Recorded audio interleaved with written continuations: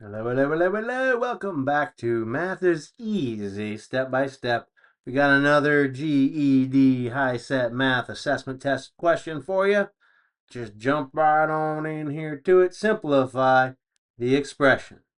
We have quantity 5x minus 3y plus 2z inside parentheses minus 2x minus y plus 4z inside the parentheses.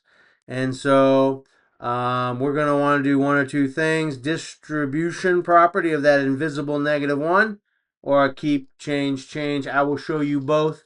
You make the decision on which is easier for you.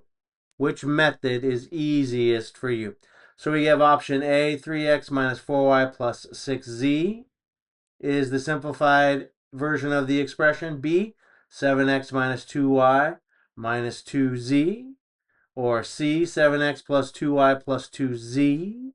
Or 3x minus 2y minus 2z. So again, there are two ways. I'm going to show you two different ways that you can answer this particular problem. And it's going to be up to you to determine and decide which would be the best option.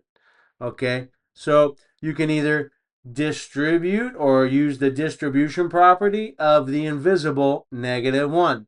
I will show you that method. Or you can use another method I call keep, change, which automatically will do the distribution of that -1 for you. Stick around. I'm going to show you both versions in just a moment.